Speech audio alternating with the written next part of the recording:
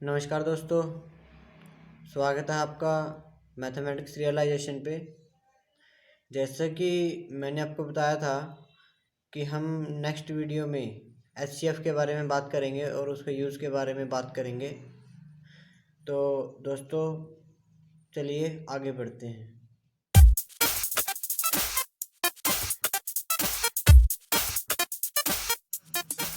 तो चलिए बात करते हैं एचसीएफ की कि एचसीएफ क्या है। जैसे कि मैंने आपको पहले बताया कि एचसीएफ का मतलब है हाईएस्ट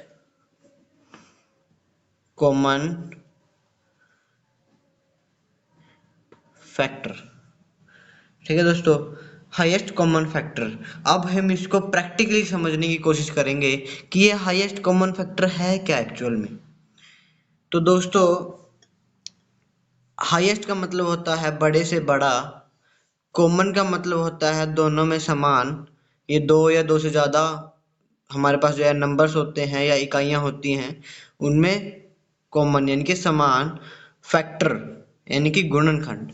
ठीक है दोस्तों, अगर हमारे पास दो या दो से ज़्यादा हमारे पास इकाइयाँ हैं यानी कि नंबर्स ले लेते हैं हम। नंबर्स मान लीजिए 7, 8, 9। ठीक है दोस्तों, तो इनमें ज़्यादा से ज़्यादा क्या कॉमन है यानी कि बड़े से बड़ा क्या कॉमन है 7, 8 और 9 में। तो इसको जानने के लिए हम क्या करते हैं, 7 के लिख लेते हैं हम फैक्टर, यानी कि 7 को कौन कौन सी संख्याएं भाग कर सकती हैं हम वो लिख लेते हैं। 1 7 को भाग कर सकता है, 7 भी 7 को भाग कर सकता है और कोई 7 को भाग नहीं कर सकता। ठीक है दोस्तों, ऐसे ही हम 8 के लिख लेते हैं। 1 7 8 को भाग कर सकता है, 2 कर सकता है, 4 भी 8 को भाग कर सकता है और 8 भी 8 को भाग कर सकता है। ठीक है दोस्तों, तो 9 के भी हम ऐसे ही कर लेते हैं। जैसे 1 भी 9 को भाग कर सकता है, 3 9 को भाग कर सकता है और 9 भी 9 को भाग कर सकता है। तो दोस्तों, इनमें इसमें सबसे बड़ा फैक्टर क्या है 7, इसमें सबसे बड़ा फैक्टर क्या है 8, इसमें सबसे बड़ा फैक्टर क्या है 9। लेकिन क्या ये सेम है? नहीं। तो दोस्तों, हम देखते हैं कि 7 इनमें से किसी में नहीं है, और मतलब कि 8 भी किसी में नहीं है, 9 भी किसी में नहीं है। या हम और नंबर्स भी देख लेते हैं तो एक दूसरे के ये नंबर्स नहीं मिलते। तो हमारे पास केवल एक ही नंबर मिल रहा है जो है 1, यानी कि 7 8 9 का जो HCF है वो आएगा 1। ठीक है दोस्तों, तो एक एग्जांपल और ले लेते हैं कि हम इसको कैसे कर सकते हैं। जैसे हम ले लेते हैं 112, 64 और 36। ठीक है दोस्तों, ये 3 नंबर हम ले लेते हैं। तो चलिए इनके फैक्टर्स निकालते हैं। तो 112 को क्या क्या भाग कर सकता है, कौन कौन से नंबर भाग कर सकते हैं?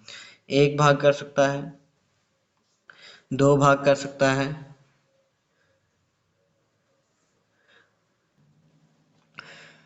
2 कर सकता है, 7 4 कर सकता है, 7 कर सकता है, 8 14 16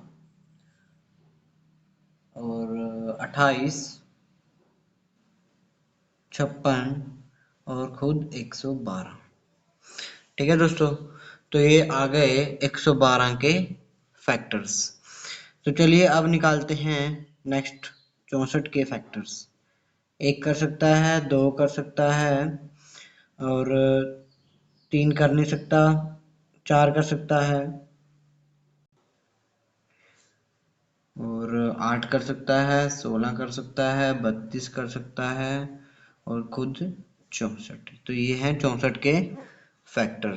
ठीक है दोस्तों, तो चलिए आगे बढ़ते हैं। 36 के फैक्टर हैं 1 2 और 3 4 6 9 18 और 36। ठीक है दोस्तों, ये हमारे आगे इन तीनों के फैक्टर्स। तो चलिए अब हम निकालते हैं HCF ऑफ। दोस्तों ये मेथड आपको यूज नहीं करना है, 10th का जो चैप्टर है रियल नंबर्स, उसमें आपको ये यूज नहीं करना है। मैं आपको कंसेप्ट क्लियर करवा रहा हूँ कि HCF एक्चुअल में है क्या।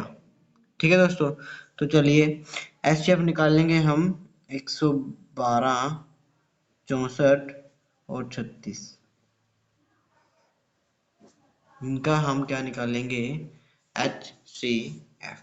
ओके, तो चलिए देखते हैं इनमें से सबसे बड़ा फैक्टर क्या सेम मिलता है। 1 1 मिल रहा है, 2 2 मिल रहा है, 4 4 4 इसमें भी है, मिल रहा है, 7 किसी में नहीं है, 8 8 8 इसमें नहीं है, 14 इसमें नहीं है, इसमें नहीं है, 16 इसमें है, इसमें नहीं है। तो हम निष्कर्ष यहाँ से निकाल सकते हैं दोस्तों कि देखिए 8 8 8, इससे मतलब कि 7 इसमें है, इसमें नहीं है, इसमें नहीं है। तो इससे पहले हमारे फैक्टर्स मिल रहे हैं 4 4 4, तीनों में जो मिल रहा है सबसे बड़ा हमने देखा है। वैसे तो 1 1 1 भी मिल रहा है, 2 2 2 भी मिल रहा है, लेकिन हमने क्या देखना है, हाईएस्ट कॉमन फैक्टर। इन तीनों में हाईएस्ट क्या है, हाईएस्ट क्या है, 4 4 एंड 4। इससे बड़ा इन तीनों में कुछ भी कॉमन नहीं है। तो हमारा हाईएस्ट कॉमन फैक्टर ऑफ 112 यानी कि 112 एंड 64 एंड 36 का आया 4। ठीक है दोस्तों, ये हमने निकाला HCF। तो अब हम देखते हैं कि ये एक और मेथड मैंने आपको बताया कि HCF निकालने का। तो दोस्तों अब हम जानते हैं कि HCF हम ऐसे क्यों करते हैं। ठीक है दोस्तों, मैंने जो आपको डिवीजन मेथड बताया, 12 और 6, 8 ले लेते हैं। ठीक है दोस्तों, जब हम इसकी डिवीजन करते हैं 4, तो हम ये डिवीजन क्यों लगाते हैं, ये मैं आपको बताता हूँ। ये डिवीजन लगाने का रीजन क्या है, ये मैं अभी आपको बताता हूँ। ठीक है दोस्तों, बाय एन एग्जाम्पल। तो दोस्तों देखिए, हमारे पास ये लाइन है। ठीक है दोस्तों, तो हमारे पास मान लीजिए 2 लाइनें हैं, इसकी लंबाई है 12 सेंटीमीटर, इसकी लंबाई है 8 सेंटीमीटर। ठीक है दोस्तों, तो जब हम यानी कि मैं इसको पॉइंट ले लेता हूँ, ये है मेरा A, ये है B। अब यहाँ तक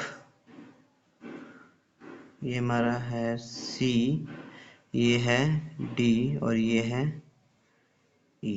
ठीक है दोस्तों, तो देखिए HCF क्यों निकालते हैं, निकालने का पहले रीज़न बता देता हूँ मैं आपको कि HCF हम इसलिए निकालते हैं कि कोई भी 2 या 2 से अधिक चीज़ है, कोई भी 2 या 2 से अधिक चीज़ें, मैंने 2 लाइनें ली हैं। ठीक है दोस्तों, तो 2 लाइनें मैंने ली हैं, तो उनको अगर हमें डिवाइड करना है यानी कि तोड़ना है, तोड़ेंगे ऐसे ही तोड़ेंगे तो छोटे बड़े हो जाते हैं टुकड़े। ठीक है दोस्तों, लेकिन लेकिन अगर हमें उनको इक्वल पार्ट्स में डिवाइड करना है यानी कि इक्वल पार्ट्स में तोड़ना है, मेरे पास एक है 12 सेंटीमीटर लंबी और एक है 8 सेंटीमीटर लंबी, तो मैं लंबाई कितनी लूं तोड़ते समय कि ये सारे जो टुकड़े होंगे, इन दोनों लाइनों के टुकड़े होंगे, वो इक्वल हो जाएं। ठीक है दोस्तों, तो इक्वल करने के लिए हम HCF का यूज करते हैं। अब ये डिवाइड क्यों लगाई, अभी मैं आपको बता देता हूँ। तो दोस्तों इसका मतलब कि इक्वल निकालने के लिए हम क्या करते हैं, इक्वल पार्ट्स निकालने के लिए कि दोनों लाइनों को इक्वल पार्ट्स में बांटा जा सके, तो उसके लिए हम क्या करते हैं कि जो हमारी ये लाइन है और ये हमारी छोटी लाइन है, तो हम इस लाइन को इससे मापते हैं, मतलब कि इसको इससे मापा, डिवाइड कर दिया कह सकते हैं हम, कि छोटी वाली से इसको मापा तो इतना आ गया, यानी कि इतना आ गया। ठीक है दोस्तों, तो ये हमारा बच गया शेषफल। यहाँ से लेके यहाँ तक हमारा है 8 सेंटीमीटर। ठीक है दोस्तों, तो हमने लिखा 8 वन ज़ा 8, यहाँ से लेके यहाँ तक हमारा है 8। तो जो बची हुई लाइन है, बचा हुआ, जिसको हम बोलते हैं शेषफल, यानी कि ई बी। ठीक है दोस्तों, तो जो ए ई लाइन है वो है 8 सेंटीमीटर, और जो ए बी लाइन है वो है 12 सेंटीमीटर। तो जो हमारा बचा हुआ हिस्सा बच गया ई बी, तो ये कितना बच गया दोस्तों, अगर यहाँ से यहाँ तक, यानी कि इसको इससे डिवाइड किया, ये 8 हो गया, तो ये कितना हुआ 4, यानी कि ई बी हिस्सा है जो वो कितना है 4 सेंटीमीटर। ठीक है दोस्तों, आई होप समझ में आ रहा होगा आपको। तो ये 4 सेंटीमीटर है दोस्तों। अगर ये 4 सेंटीमीटर है तो वो क्या है, हमारा शेषफल। अब हमने ये नेक्स्ट डिवीजन क्यों लगाई, तो वो इसलिए लगाई कि जो ये बचा हुआ हिस्सा है इससे हम इसको डिवाइड कर देंगे, यानी कि ये हुआ, यहाँ से ले लेते हैं थोड़े दूर, ये है 4 सेंटीमीटर ई बी। तो इसको मापने लगे हम, एक बार माप दिया, 2 बार माप दिया। ठीक है दोस्तों, 3 बार माप दिया। ठीक है दोस्तों, और वैसे मैंने ये लाइन छोटी ले ली, जबकि यहाँ पे हमारा यानी कि अब बड़ी लाइन कौन सी है, 8। अब ई बी के साथ हम इसको माप रहे हैं, तो अब बड़ी लाइन कौन सी है, 8 सेंटीमीटर वाली, तो वो उसको हम लिखते हैं अंदर, सॉरी यहाँ सेंटीमीटर नहीं लिखना, तो उसको हम लिखते हैं अंदर। ठीक है दोस्तों, तो अब छोटी लाइन यानी कि ई बी के साथ हम इसको माप रहे हैं, पहले हमने मापा ये, फिर ये, बस ये 2 ही बार मापा जाएगा। मैंने लाइन छोटी ले ली है, इसके लिए माफी चाहूंगा। तो 2 ही बार मापा जाएगा ये, और जो बचा हुआ हिस्सा हमारा बचता है, बचा हुआ, वैसे मैं आपको दोबारा कर देता हूँ ताकि आपको प्रॉब्लम ना हो। ठीक है दोस्तों, तो चलिए दोबारा कर लेते हैं।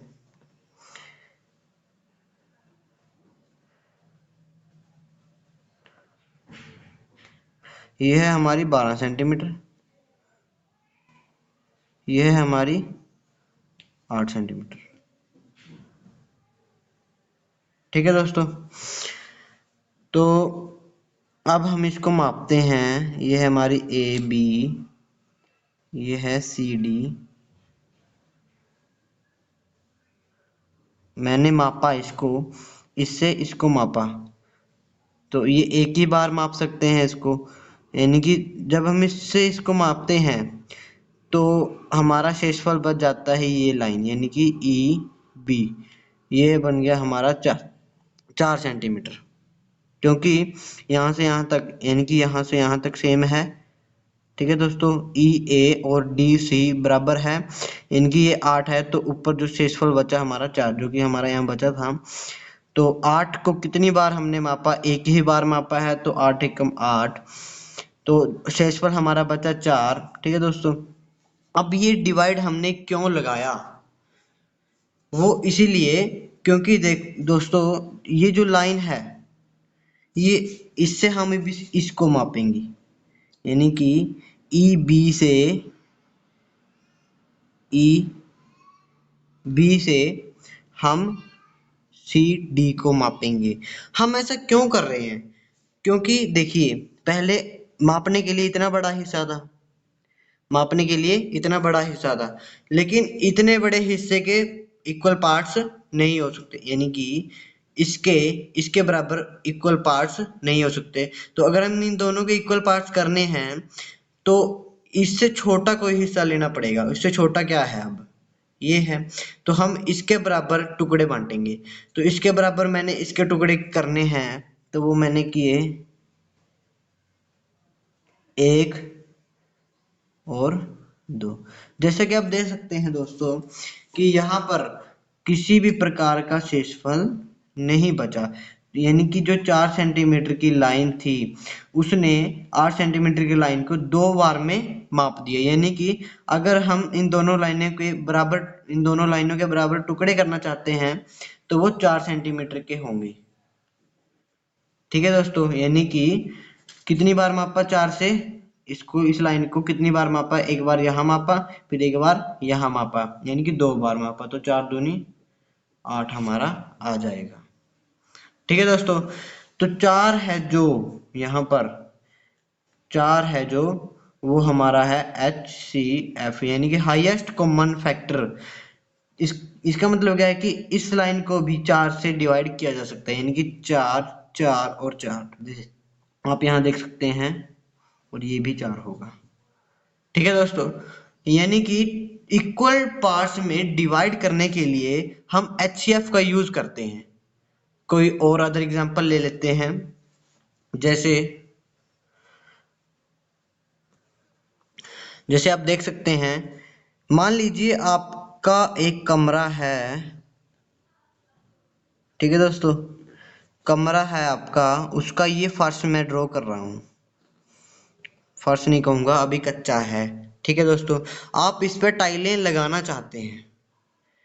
ठीक है दोस्तों, टाइलें लगाना चाहते हैं तो आप कितने साइज की, मतलब कि कितनी लंबाई कितनी चौड़ाई आप लें, कितने साइज की मतलब टाइलें लें कि इसमें इक्वली आ जाए, मतलब टुकड़े करने ना पड़े। ठीक है दोस्तों, जैसे आप देखते ही होंगे जब टाइलें लगाई जाती हैं फर्श के तौर पर, तो यानी कि प्लेटें कह सकते हैं, टाइलें कह सकते हैं, तो दोस्तों कई बार तोड़ना पड़ जाता है। यानी कि जो प्लेट है वो तोड़ना पड़ जाता है। तो ताकि तोड़ना ना पड़े और हम इक्वल साइज की हम प्लेटें ला सकें या टाइलें लेके आ सकें, तो उसके लिए देखिए, मान लीजिए कमरे की आपकी जो चौड़ाई है, कमरे की चौड़ाई है 18 सेंटीमीटर, 18 मीटर सॉरी। सेंटीमीटर में कमरे की चौड़ाई नहीं हो सकती, वैसे ज़्यादा ही होगी। मैंने माना है कि 18 सेंटीमीटर है। और जो लंबाई में जो कमरा है वो है, लंबाई में है 22 मीटर। ठीक है दोस्तों, मैंने इसको क्या किया, माप लिया। सॉरी, इनका माप लिखा है, चौड़ाई है और लंबाई है। तो तो दोस्तों देखिए, अब हमें क्या करना है कि हम इसके अंदर क्या लगाना चाहते हैं, टाइलें। तो मैंने क्या किया, जो इसका एरिया है इसको इक्वल पार्ट्स में डिवाइड करना है। इक्वल पार्ट्स में यानी कि ऐसे, ताकि मैं सही साइज की टाइलें ला सकूं। तो दोस्तों मैं अब क्या करूंगा, अगर मैंने इसका यानी कि ये जो चौड़ाई है, मेरे पास क्या है, चौड़ाई है, और क्या है मेरे पास, लंबाई है। अगर मैं इन दोनों का हाईएस्ट कॉमन फैक्टर निकाल लूं, यानी कि अगर मैं इस हिस्से को, क्या मैं इतनी बड़ी बड़ी टाइलें लेके आ सकता हूँ, वो हम चेक करेंगे। यानी कि इस साइज की क्या हम टाइलें लेके आ सकते हैं, कैसे चेक करेंगे, इस लाइन को इससे डिवाइड कर देंगे। ये छोटा है ये बड़ा है, तो यहाँ मान लो ये यहाँ तक आएगा। यानी कि इस लाइन से हम इसको बड़ी को डिवाइड करेंगे, तो अगर इस लाइन को यहाँ लगाएं तो यहाँ तक आएगी। ठीक है दोस्तों, तो यहाँ तक जो लाइन आई, तो यहाँ पर शेषफल बच रहा है छोटी सी लाइन। इसका मतलब क्या है कि हम इतने बड़े बड़े टाइलें नहीं लेके आ सकते। तो चलिए हम नॉर्मली HCF निकाल लेते हैं। मान लीजिए ये है,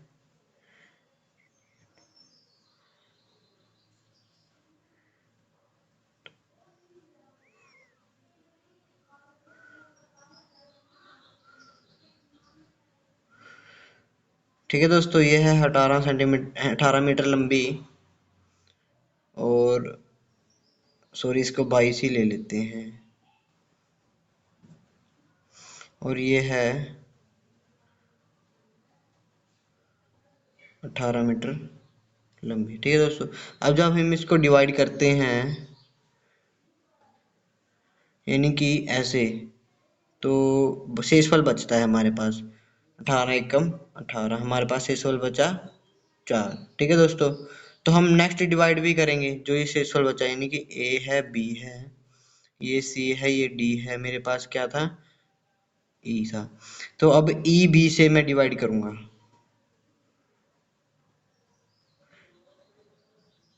ई बी से मैं डिवाइड करूंगा, तो यहाँ भी शेषफल बच रहा है यानी कि यहाँ आ जाएगा 18। ये 18 है, 18 को इससे डिवाइड किया यानी कि 4 से, ये 4 है। ठीक है दोस्तों, तो वैसे मैंने ये अंदाजे में ली हैं। ठीक है दोस्तों, लेंथ इनकी गलत हो सकती है, लेकिन मैं आपको समझाने की पूरी कोशिश कर रहा हूँ। तो ये 18 बन गया यानी कि बड़ा अब 18 है, 4 अब छोटा है, यानी कि शेषफल क्या बन गया, डिवाइजर बन गया। अब ये इस लाइन को डिवाइड कर रहा है, तो करिए डिवाइड, 4 चौके 16, तो हमारा फिर से बचा शेषफल 2। ठीक है दोस्तों, 2 बचा। तो अब आगे बढ़ते हैं, जो ये शेषफल बचा यानी कि इसको मैं लिखता हूँ एफ। अब एफ डी जो लाइन है वो इसको डिवाइड करेगी, यानी कि 2 मीटर की लाइन है, सॉरी सेंटीमीटर नहीं मीटर है, तो अभी 2 मीटर की लाइन इसको डिवाइड करेगी ऐसे ऐसे करके, यानी कि ऐसे ऐसे। तो 4 को डिवाइड करेगी, कितने बार किया, 2 बार, तो 2 दूनी 4, ये हमारा आया 0 शेषफल। तो हमारा यहाँ पे भाजक क्या है, 2, तो हमारा HCF। ठीक है दोस्तों, 2 हमारा HCF हो गया। तो इसका मतलब क्या है कि जो ये एरिया है हमारे पास, इसको हम डिवाइड कर देंगे 2-2 मीटर में, यानी कि 2 मीटर हम ऐसे लेंगे, 2 मीटर ऐसे लेंगे, 2 मीटर ऐसे लेंगे, 2 मीटर ऐसे लेंगे। तो यानी कि 2 मीटर लंबाई और 2 मीटर चौड़ाई की हम टाइलें लेके आएंगे, जिससे क्या होगा कि किसी भी प्रकार का शेषफल नहीं बचेगा, ऐसे ऐसे हर लाइन में हो जाएगा। तो ये सारा एरिया टाइलों से भर जाएगा, किसी भी प्रकार का टुकड़ा नहीं करना पड़ेगा। ठीक है दोस्तों, तो ये था एक बेसिक यूज HCF का, जिसे हम रियल लाइफ में भी अप्लाई कर सकते हैं। तो मिलते हैं नेक्स्ट वीडियो में एक नए टॉपिक के साथ, तब तक के लिए धन्यवाद।